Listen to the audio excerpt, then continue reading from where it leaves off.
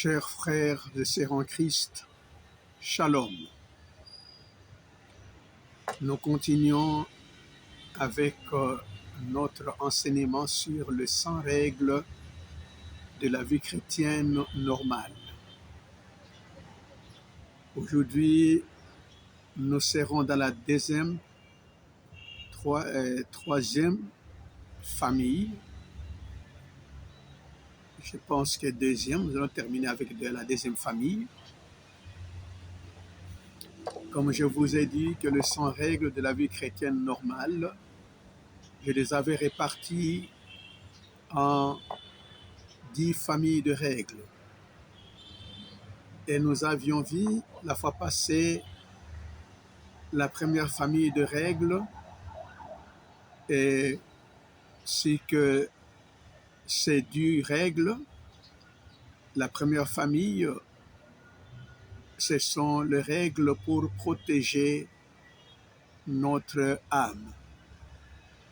Et la deuxième famille, c'est la famille de règles, n'est-ce pas, pour connaître la découverte. Alors, dans cette famille, je vous ai déjà donné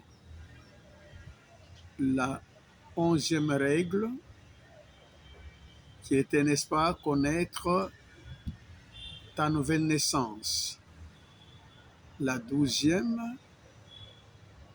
connaître ton identité.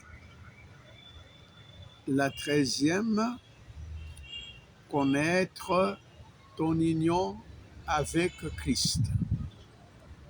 Et là, nous voulons voir la 14e règle, qui est, n'est-ce pas, connaître, 14e, oui. 14e, c'était connaître ton union avec Jésus-Christ. Et nous prenons la 15e règle, connaître votre affiliation royale en Jésus-Christ. Connaître votre affiliation royale en Jésus-Christ. Vous êtes unis à Jésus. Vous ne cherchez pas à vivre la vie chrétienne par vos propres forces. Christ est votre vie. Et ici maintenant, nous voulons connaître notre filiation royale en Jésus-Christ. Vous savez que du moment où vous avez accepté Jésus-Christ comme votre sauveur et Seigneur personnel, vous êtes devenu membre de sa famille divine royale. Vous avez le même père, vous avez le même héritage, vous avez le même royaume, et tout ce qui est à lui est à vous ou à nous. La filiation royale. Vous êtes enfant du roi. Vous êtes enfant du roi des rois. Vous êtes héritier de Dieu. Vous êtes héritier de Dieu.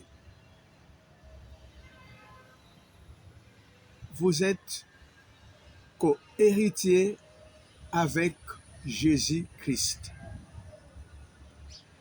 Romains chapitre 8, verset 17. Vous appartenez à la famille royale de Dieu. C'est très important. Vous devez connaître ça.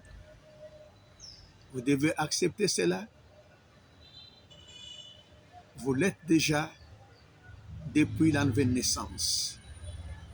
Voici pourquoi je dis que la nouvelle naissance est un grand événement. La nouvelle naissance est formidable. Une famille royale possède une identité. Vous venez de voir, n'est-ce pas, l'identité, notre identité en Christ. Une famille royale possède une identité. Une famille royale possède des valeurs. Oui, une famille royale possède des valeurs. Une famille royale possède une mission. Oui, vous savez que nous avons la mission de faire connaître Jésus à toutes les nations.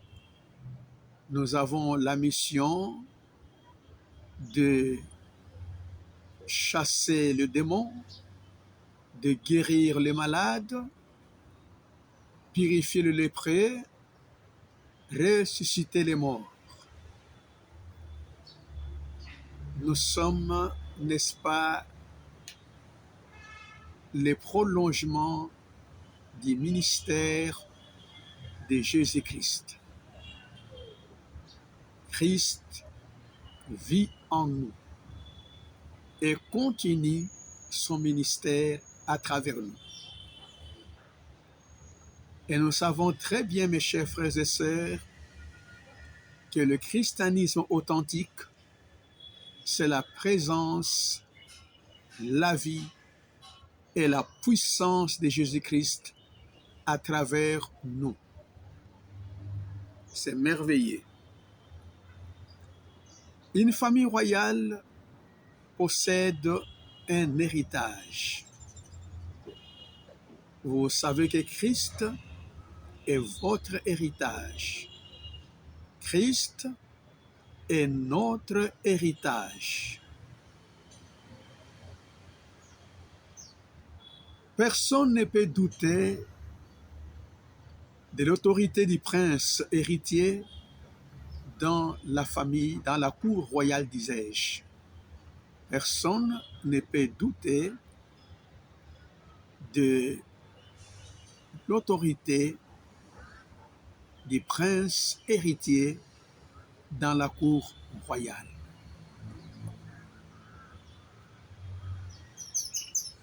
En tant que chrétien,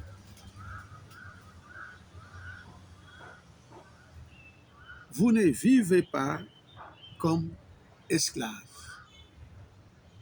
Vous êtes libre, vous êtes prince, vous êtes princesse.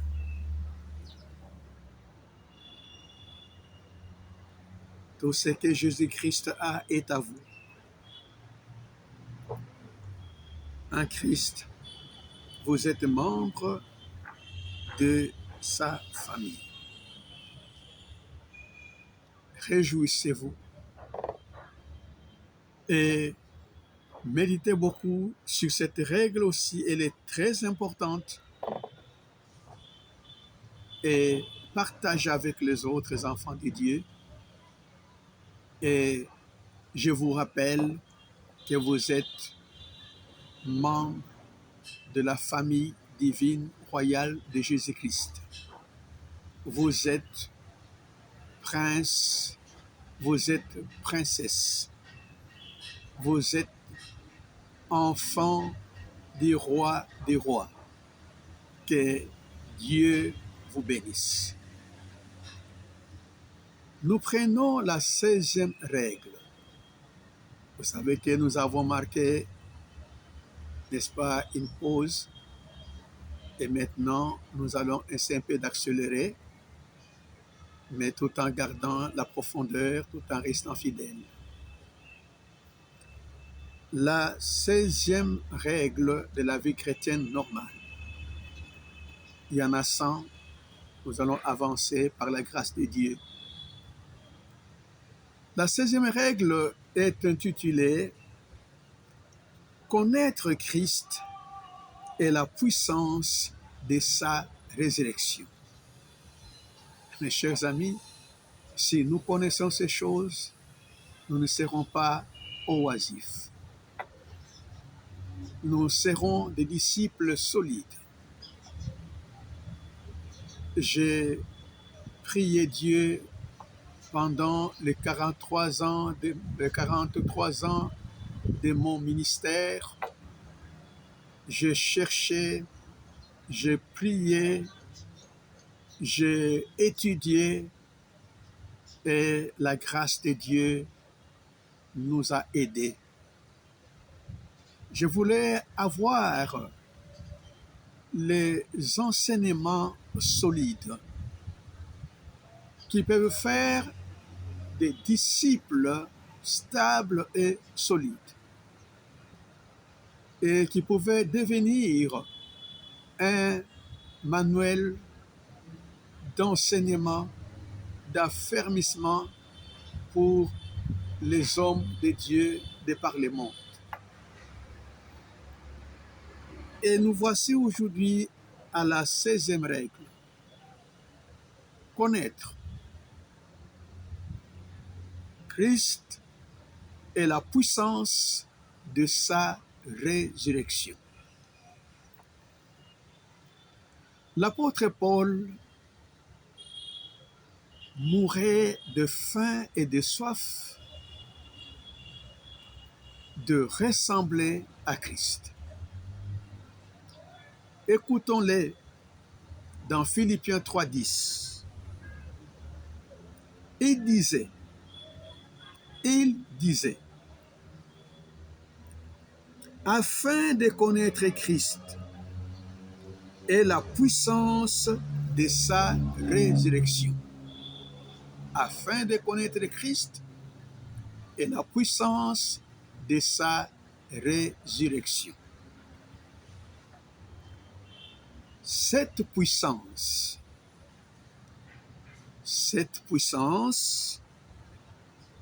donne la vie éternelle. Cette puissance donne la vie éternelle. 2. La délivrance des péchés. Voyez, nous qui sommes en Christ, nous avons la vie éternelle, nous sommes délivrés du péché. Vous êtes délivrés du péché. 3. Ça fortifie les croyants. Ça te fortifie, ça me fortifie, ça nous fortifie. 4. Donne la victoire sur Satan. La puissance de la résurrection de Christ nous donne la victoire sur Satan. Mon frère, ma sœur, tu as la victoire sur Satan. Tu as accepté Jésus. Et tu dois connaître ça.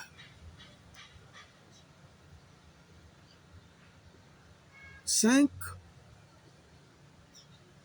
Produit des miracles selon la volonté de Dieu. Les miracles sont d'actualité.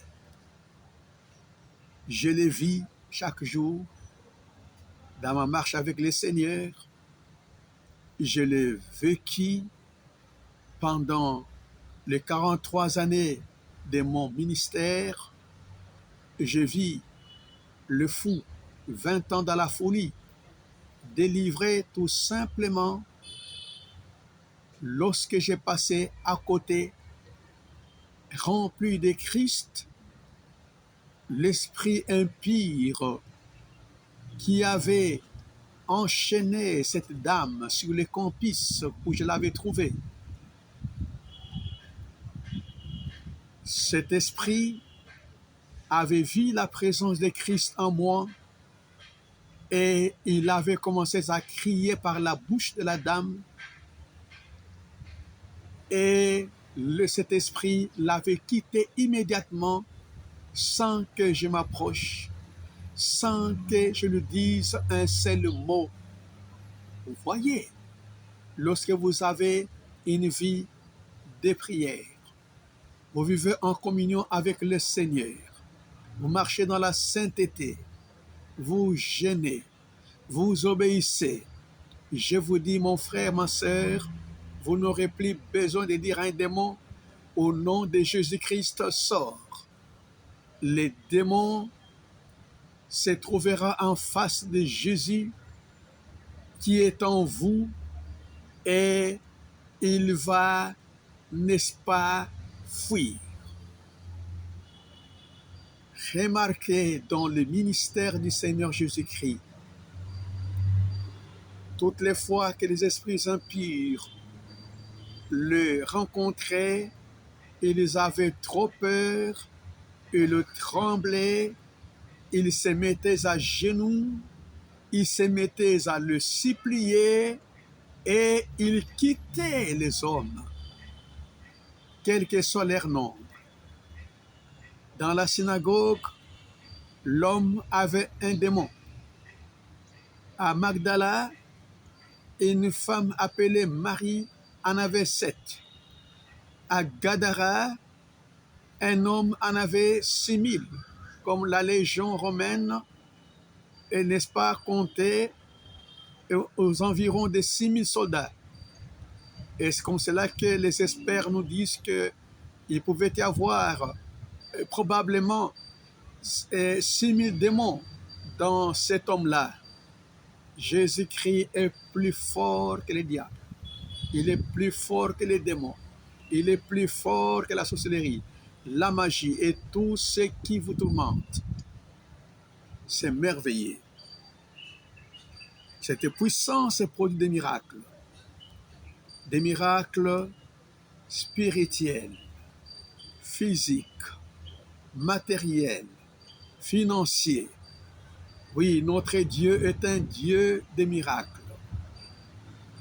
Nous, ici en Afrique, nous pouvons dire, pour nos ministères, nous les avons commencés par la foi à un Dieu faiseur de miracles. Et je pense que c'est la même chose pour nos amis des Amériques, d'Asie, d'Europe, d'Océanie.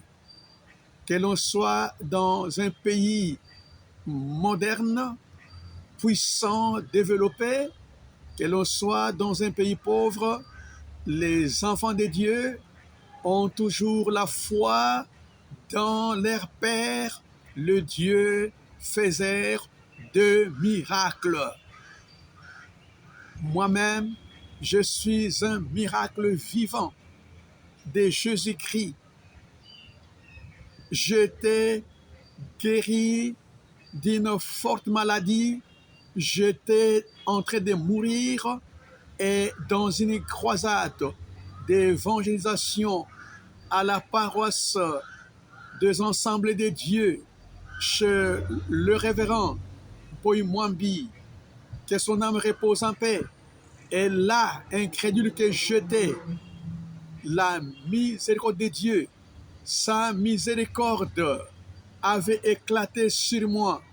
Et c'est bien moi qui ne croyais pas, c'est bien moi qui injuriais Jésus, qui était guéri le premier et qui avait refusé de témoigner. Et quand j'étais parti, le Seigneur, n'est-ce pas, m'était apparu et j'étais, n'est-ce pas, enlevé au ciel. Et après cette vision, cette expérience, mes amis, l'ex-ennemi de Jésus, c'est lui, le moqueur de Jésus, c'est lui qui disait que les gens qui allaient à la veille des prières allaient à un deuil. Cet homme-là a commencé à crier à tue-tête partout. Jésus-Christ est vivant, je le vis, je crie, croyez-le. Si vous ne croyez pas au miracle, en me voyant, croyez. Croyez, parce que moi je suis miracle de Jésus. Parce que moi j'étais moribond. J'étais moribond. Je serai au cimetière aujourd'hui. Je serai aux enfers aujourd'hui. C'est grâce à Jésus que je vis. Et je vous dis, mes chers amis, vous devez connaître Christ et la puissance de sa résurrection. Et personne vous dira encore, parce que ta mère était sorcière, toi aussi tu es sorcière. Parce que ton grand-parent, arrière-grand-parent, et il était mort, et n'est-ce pas, du diabète. Alors toi aussi, tu as le diabète. 1 Corinthiens 5, 17. Si quelqu'un est en Christ, il ou elle est devenu une nouvelle créature. Les choses anciennes sont passées, toutes choses en tout cas. Je souligne, toutes choses sont devenues nouvelles. Toutes choses, esprit, âme, corps. Toutes choses sont devenues nouvelles. La résurrection n'est pas seulement un événement passé. C'est une puissance qui agit aujourd'hui. La résurrection n'est pas seulement, n'est-ce pas, un événement passé, mais plutôt une puissance qui agit aujourd'hui. Mes chers amis, voici la 16e règle de notre vie chrétienne normale. Si vous connaissez ces choses, vous allez, n'est-ce pas, avoir une vie chrétienne normale et vous serez un chrétien joyeux, toujours joyeux, même pendant les épreuves, toujours joyeux. Que Dieu vous bénisse. Nous allons prendre la 17e règle.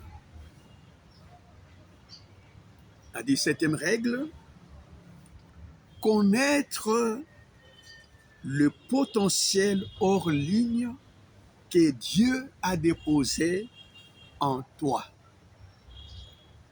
Connaître le potentiel hors ligne que Dieu a déposé en toi. Je répète, connaître le potentiel hors ligne que Dieu a mis en toi. Il y en a qui détruisent ces potentiels hors ligne que Dieu a mis en eux.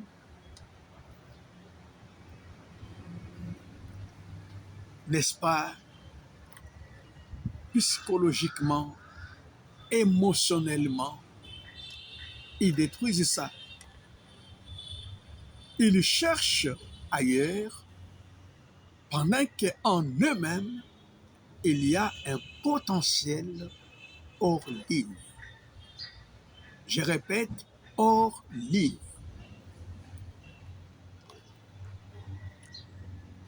Avant même que Dieu ouvre certaines portes, il a déjà déposé de richesses en vous. Avant même que Dieu ouvre certaines portes, il a déjà déposé des richesses en vous. Vous êtes riche. Il y a un grand potentiel en vous. C'est Dieu qui l'a déposé en vous. Ce potentiel comprend 1. Des dons spirituels. C'est formidable. C'est formidable.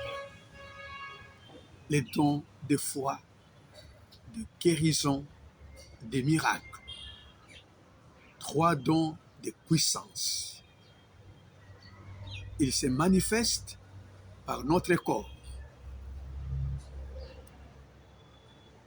Les dons, les parler en langue, les langues des anges et les langues des hommes. Les langues intelligibles j'ai une langue intelligible.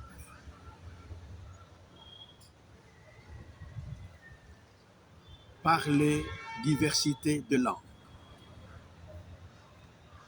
Interprétation des langues. Discernement des esprits. Ces dons qui sont, n'est-ce pas, et nous ajoutons la prophétie, la parole de sagesse, la parole de connaissance. Il y en a nombreux. Et ces dons, il y en a qui se manifestent par notre corps. Il y en a qui se manifestent par notre intellect. Il y en a qui se manifestent par notre voix. Oh, quel potentiel! Quel potentiel! Quel potentiel! Et il y a aussi les dons des ministères. Les dons spirituels, vous pouvez, n'est-ce pas, le lire dans 1 Corinthiens 12. Et il y a les dons des ministères que nous pouvons lire dans Éphésiens 4, du verset, n'est-ce pas, 9 jusqu'au verset 16. Vous avez les dons d'apôtres, des prophètes, d'évangélistes, des pasteurs et docteurs. Ce sont des potentiels. Il y a aussi ceux qui ont les dons d'entendre la voix audible de Dieu. Il y a aussi des visions. Il y a des songes. Il y a des révélations. Et c'est incalculable. En marchant par l'esprit, vous allez découvrir tous ces dons, n'est-ce pas, sur votre parcours. Il y a également le talent. Ces potentiels comprennent.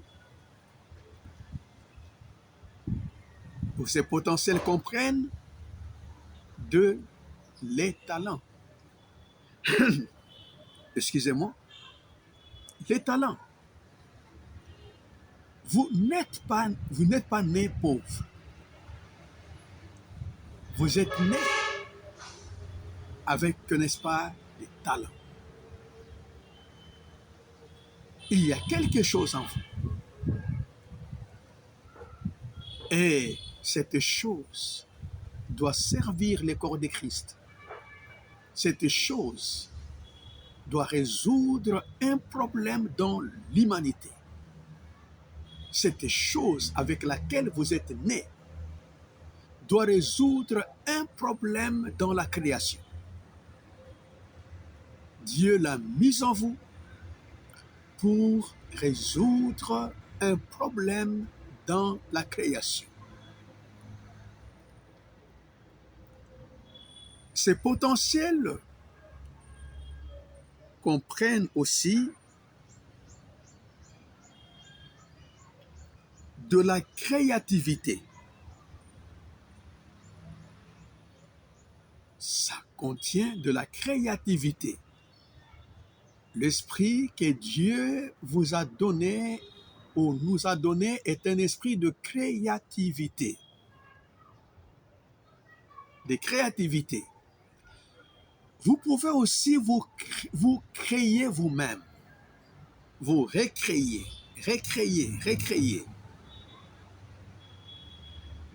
J'exhorte les jeunes gens. Si ça ne marche pas dans les domaines auxquels vous avez été formés, faites autre chose. Apprenez autre chose. Recréez-vous. Vous avez en vous ces potentiels. Chaque homme a ses potentiels. Nous sommes le descendant du Dieu créateur. Oui, avec le Saint-Esprit, vous pouvez créer. Vous pouvez aussi vous créer vous-même. Oh, que Dieu nous aide. Ces potentiels comportent de la sagesse. Oui, la sagesse. Christ est en vous. Christ est sagesse. Celui qui a Christ a la sagesse. Celui qui a Christ a l'intelligence. Ces potentiels comportent des capacités de servir. Vous avez des capacités de servir. Vous avez ces potentiels-là et vous devez les connaître pour, n'est-ce pas, s'en servir. Des aptitudes à enseigner. Maintenant, j'enseigne, c'est tout un potentiel. Encourager, c'est tout un potentiel. Diriger, créer et bâtir. C'est très important.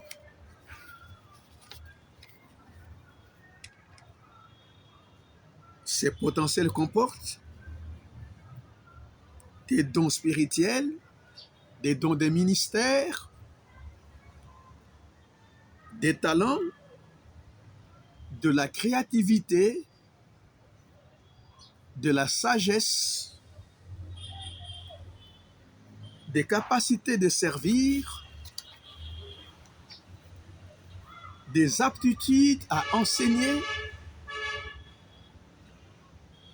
encourager, diriger, créer, bâtir. Ils sont comme des semences qui attendent d'être cultivées. Ces potentiels qui sont en vous ressemblent à des semences qui attendent d'être cultivées. Alors maintenant, vous les connaissez, cultivez-les dans la bonne terre.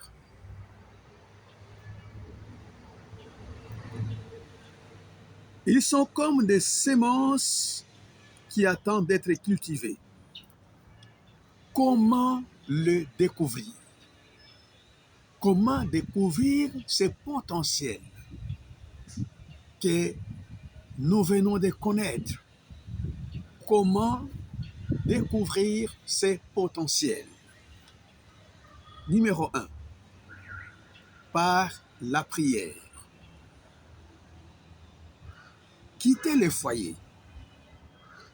Allez à un endroit où vous serez à l'abri de toutes les distractions. Attention, quand je dis quitter le foyer, ça ne veut pas dire que divorcer. Non, je dis simplement de prendre un moment.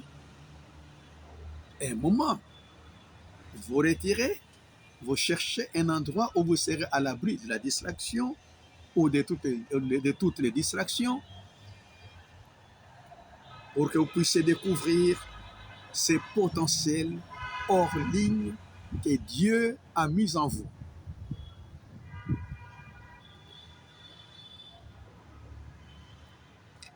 C'est là que vous capterez votre vision. Vous allez capter la vision à cet endroit calme, à cet endroit qui est à l'abri de toutes les distractions. Vous voyez, quand Dieu m'a parlé de lancer cette chaîne, j'ai commencé avec les faibles moyens et toutes les vidéos que vous suivez, c'est à partir de cet arbre ici. Bien sûr, j'habite un quartier résidentiel, mais cela ne veut pas dire que j'ai assez de moyens.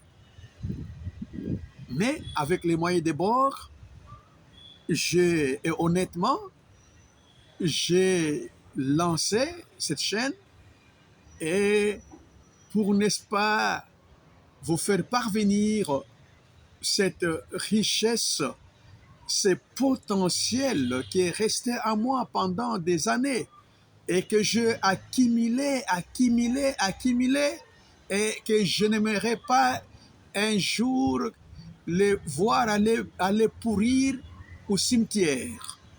Les jours que je vais lâcher la matière et je vais sortir pour aller auprès du Seigneur. Voici pourquoi j'ai mes poumons et je fais tout pour déposer sur quelqu'un, sur quelqu'une, cette grande richesse. Vous pouvez en faire des conférences, des affermissements, des séminaires. Je vous encourage. C'est la parole de Dieu. Et le Seigneur sera avec vous. Il va se manifester. Je disais, pour découvrir ces potentiels, vous devez vous retirer, vous devez aller à un endroit où vous serez à l'abri de toutes les distractions. Ça vous permettra de capter aussi la vision. Ça vous permettra, n'est-ce pas, de découvrir les potentiels. Et vous n'allez pas les faire hors de Jésus, vous devez les faire toujours en Christ. Je ne vous demande pas de vous connaître hors de Jésus. Je ne vous demande pas de vous découvrir hors de Jésus. Je ne vous demande pas de vous chercher hors de Jésus. Cherchez-vous en Christ.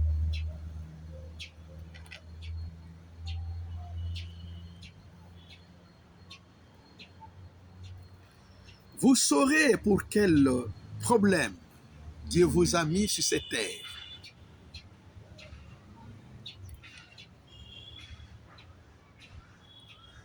Et c'est que vous êtes venu changer dans ce monde. 2. Je disais que pour découvrir le potentiel qui est en vous, hors ligne qui est en vous, il faut 1. La prière. 2. Par la parole. En lisant la parole, la méditant, l'étudiant avec le Saint-Esprit, en écoutant la parole comme vous l'écoutez maintenant, vous pouvez découvrir les potentiels hors ligne que Dieu a mis en vous. Lisez, méditez, étudiez la Bible, la parole de Dieu, le livre des livres. 3.